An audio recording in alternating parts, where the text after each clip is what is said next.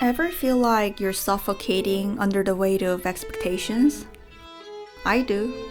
Being a woman in this society feels like living by an unspoken rule book, one I never agree to follow. Yet everywhere I go, I'm reminded of it. The way I speak, the way I dress, the way I exist. I'm expected to be soft, but not too weak, independent, but not intimidating, beautiful, but effortlessly so, and above all, forever youthful. Some days I can ignore it, pretend it doesn't bother me, but other days the anger sits in my chest, heavy and unshakable. I try to brush it off, stay rational, but honestly, I'm exhausted. Today, I want to talk about the struggles I faced as a woman in Korea, the unrealistic beauty standards, the suffocating gender roles, and the lessons I'm still trying to internalize. And if you've been through something similar, wherever you are, I would love to hear your experiences in the comments. Maybe through this conversation, we can shed light on the things we've been forced to accept for far too long. Let's dive in. My hair has been naturally gray for as long as I can remember. It's genetic, and with time, it's only getting grayer. But it never bothered me. If anything, I actually kind of liked it. Still, people at work always have something to say. You shouldn't keep your hair that gray unless you're a professor or an entrepreneur. If you plan to keep working as a nurse, you better dye your hair. And every time I give the same response. I actually like my gray hair, I don't plan on dyeing it. But the response I get, It's not about what you prefer. You should dye your hair for the sake of other people. for the sake of other people. What does that even mean? Sometimes they will go even further. You need to dye your hair or you look like a granny. No man will want to date you. Wow. At first, I brushed it off.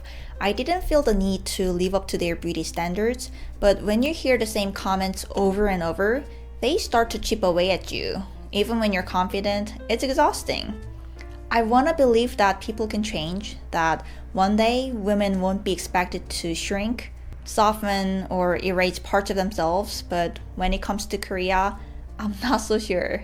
It feels like everything I see online reinforces this idea. On YouTube, there are endless videos about how to attract rich men, how to be irresistible, how to date billionaires, how to be magnetic and sexy. And honestly, I find it all so disempowering. It's as if a woman's worth is measured by how desirable she is, not by her passions, her intelligence, or her individuality, just by her ability to be wanted. I wish more people have realized how deeply ingrained this mindset is. Women are constantly taught to mold themselves into something palatable, something that fits the male gaze, but the moment you step outside a mold, people don't know how to react. It's not just about beauty, it's about these unspoken rules everyone follows without questioning. Like the way I run. I naturally run with my palms open, and I never thought anything of it, but apparently that's wrong. People have actually judged me for it, saying, Why don't you run like a normal person? You should keep your fists closed. okay, why? Who decided that was the right way to run? Or take this moment from work. During lunch, they were serving 동그랑땡. It's Korean meatballs. Each person got 3 pieces, but I was so hungry, so I asked for 5. The serving lady smiled and said, You're a small lady, so I'll give you 4. she wasn't trying to be mean, she meant well, but the guy right after me, he got 5. No questions asked. Why are women expected to be smaller, to take up less space, to be more manageable? And it's not just about size, it's about control, about making sure we fit neatly into a predetermined mold. Korean society is so homogenous that when someone dares to step outside the norm, even just a little, people don't know how to process it. I see it all the time. Someone has a unique feature, an unconventional look, or simply dresses differently, and suddenly people feel the need to comment, to question, to judge. And even when they compliment other people, it's usually in a passive-aggressive way. It goes like this. Oh, she's pretty, but the midsection of her face is rather long. She's pretty, but her face is too big, so I don't know. It's always layered with subtle criticism, and in the end, it leaves you questioning, was that a compliment or a malicious comment? But why? Why does my appearance need to be something for others to approve of? And let's be real, it's not just men enforcing these standards, women do it too, which makes it even harder to find a comrade. I mean, Koreans are crazy. I'll never understand why people romanticize Korea so much.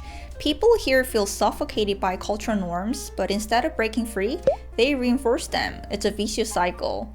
I hear it all the time, how unhappy people are, how they feel trapped by expectations, but no one is actively trying to make things better, they just conform. But what if it just stopped? I don't have all the answers, but I do know this. I want to feel loved for who I am, to approve of myself, to fully accept myself as I am. Because true freedom, it's when something that once terrified you no longer does. Life feels wasted when we're constantly chasing validation, trying to meet expectations that were never ours to begin with. For the longest time, I couldn't figure out why people in Korea seemed uneasy around me. It wasn't obvious, but I could feel it. And then the other day, I overheard a conversation between my coworkers. One of them said, I just don't really like people who are too creative or unique because it stresses me out trying to understand their point of view. And another responded, yeah, I totally agree. It's tiring and exhausting. And that's when it clicked. I think outside the box. I challenge things. And maybe that's exactly the problem. Growing up, we were never really encouraged to have opinions of our own.